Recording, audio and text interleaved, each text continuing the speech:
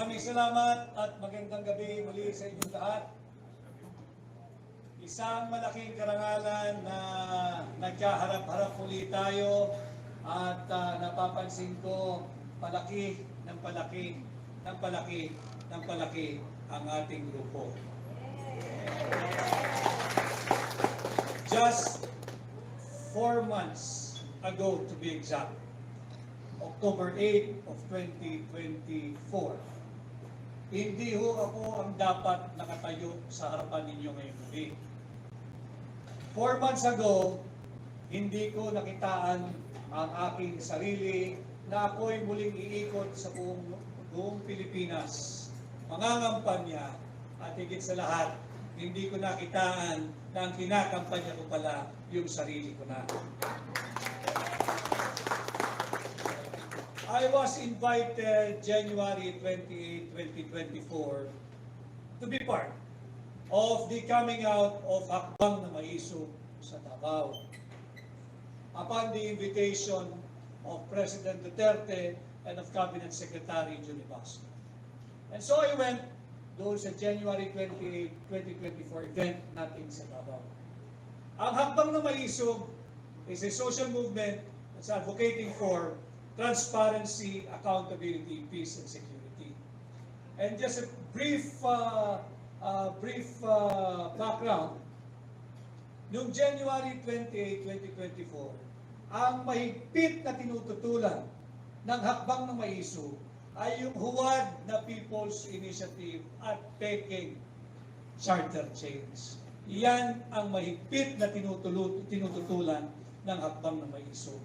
At nagtuloy-tuloy yung ating pagkilos at naging matagumpay naman sapagkat itinago nila pansamantala yung Peking People's Initiative at huwad na Charter Change. Tinago lang nila yan pero nakaambayan. At nagpatuloy nga yung Hakbang ng Maisog, nandyan na hinaharang tayo sa lahat ng ating pagkilos. Ito'y payapa at malayang pagpapahayag ng ating pagtutol sa maraming baluktot na polisiya at pamumuno ng kasalukuyang administrasyon. Naharang tayo, hindi tayo binibigyan ng permit. Yung mga mayor na binigyan ng permit, suspendido. Yung mga mayor na nagbigay ng permit, dinismiss sa serbisyo. Ganyan kalala ang supresyon na ating pinagdadaanan magpahanggang sa ngayon. At nung papalapit na ang deadline ng filing ng candidacy, nag-usap-usap patuloy ang Hakbang ng Maisog. I cannot forget the encouragement I got. First, from President Rodrigo Roa Duterte. He asked me, anong plano mo, Vic? Sabi ko, wala ho, Mr. President. Tuloy-tuloy lang tayo sa Hakbang na Maisog. Sasamahan ko kayo sa pag-iikot at ang ating advokasya for transparency, accountability, peace, and security. Sabi ni Pangulong Duterte, dapat kang kumandidato bilang senador. Mr. President, hindi po para sa akin yan. Tutulong ako, mangangampanya ako, pero hindi po para sa akin yan. Sabi niya, hindi, pag-isipan mo. Sige ako, mahaba pa naman. Nagpatuloy yung aming ugnayan at yung ating Hakbang na Maisog hanggang sa hindi na tayo maiwasan na pag-usapan ng politika sapagkat papalapit na yung deadline ng filing ng candidacy. Subalit ako rin mismo sa sarili ko ay hindi ako kumbinsido na ako ang dapat na naririto. I was all for President Duterte had he run for or decided to run for senator. Sinabi ko yan kahit kay Manong June, bigyan nila ako ng kahit kapirasong espasyo, pag-isipin niyo ako, pagtrabahuin niyo ako, sasamahan ko si Pangulong Duterte mangampanya 24/7. Subalit may mga ibang plano na nagaganap sa ating buhay hanggang sa dumating yung October 5. Nagpulong-pulong yung core group ng Hakbang na Maisog. Nandyan pa rin siyempre si Ma'am Chuchi na kasama doon sa pagpupulong at nag-usap-usap. Papunta sa akin yung direksyon, papunta sa akin yung hamon na pamunuan ang tunay at maisog na oposisyon. Hindi ko makakalimutan yung aking sinabi.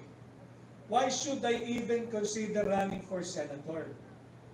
Am I even known enough nationwide for me to consider running for senator? Yun ang aking tanong sa kanila. Hindi ko sinabi, ako ba'y kilala na? enough for me to win, no? Ang sabi ko sa kanila, ako ba'y sapat ng kilala sa buong bansa para i-consider ako na kumandidatong senador?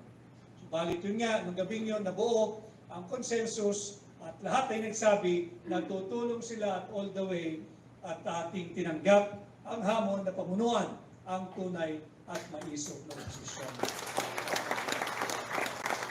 Fast forward to today, napakarami ng issue.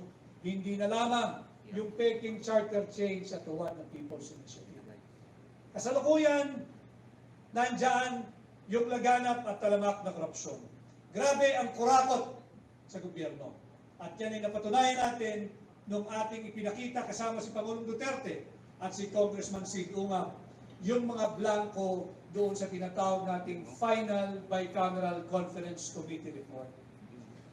Pilit nilang tinanggi. Nariyan ng unang sinabihan, sinangaling daw si Pangulong Duterte. Hindi pala kontentong Malacanang. Sinabing kami raw ay mga huwag at malisyoso dahil ang aming pinapakita ay hindi naman totoo. Subalit aming ipinakita ang aming pinangahawakan at bandang huli ang sinasabi ng Malacanang, hugas kamay, wala raw silang kasalanan kung sakaling may blanco itong Bicameral Conference Committee Report. At nagpatuloy, nakita naman natin ang naging resulta ng paglalahad na yan. Galit na ang sambayan ng Pilipino. Nararamdaman na ng mga korap sa gobyerno yung galit ninyo, sambayan ng Pilipino. Kung kaya minadali nila at final yung impeachment laban kay Vice President Inday Sara Duterte. Ito yung mga hamon na ating kinakaharap. Subalit hindi tayo magpapatinag at hindi rin tayo muli magpapabudol at magpapadala dito sa ginagawa nilang diversion. Itong impeachment complaint or yung articles of impeachment na transmitted na sa Senado ay isang malaking distraction o diversion. Gusto nilang mawala ang usapin sa napaka-maanumalyang 2025 budget.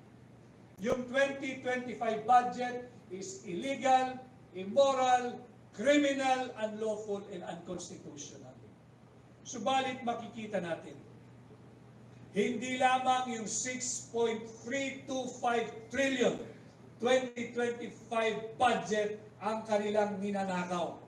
Pati ang posisyon ng pangalawang Pangulo ay tahasan na nila pinagtatangkaang nakawin. Huwag tayong pumayag.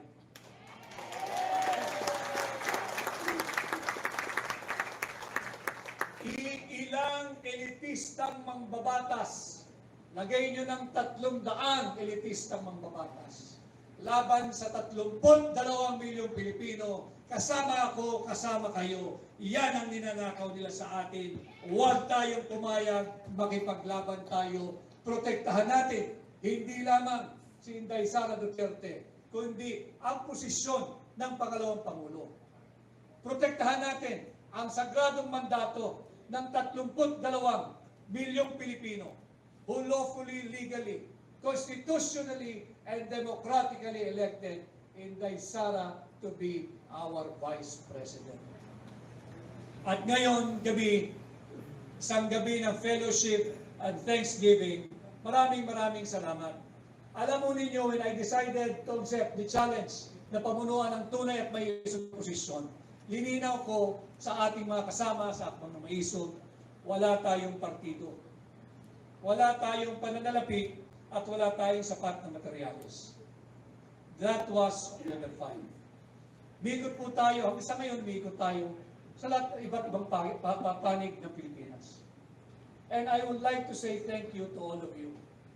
Hindi ko maramdaman na kulang ako ng materyales. Hindi ko maramdaman na kulang ako ng pondo sa kampanyang ito dahil sa inyo.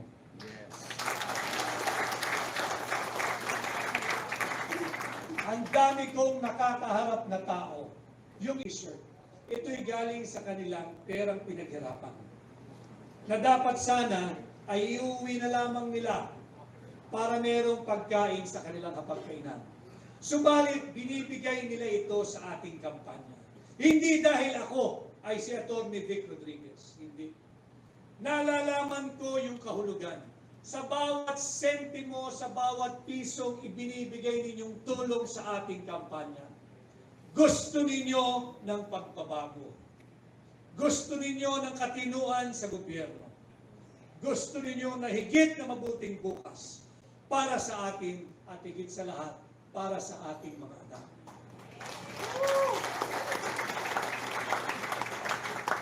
Hindi ko nararamdaman na wala tayong partido. Kahit saan ako magpunta, napakaraming taong sumasalubong, isa ang sinisigaw. Ipaglaban mo po kami, patuloy sana kayo maging boses namin, tuloy-tuloy po ang pagbabago, bantayan ninyo ang ating budget, huwag kayong pumayag na nakawin ang ating pera, at huwag kayong pumayag na apihin ang ating pangalawang Pangulo. Subalit hindi ko po kayang mag-isa ito. Kinakailangan ko po kayo. Kinakailangan ko ang tulong ninyo, kinakailangan ko ang suporta ninyo. And I know tonight, I do not have to even ask for it. You've given me your support even before this night came about.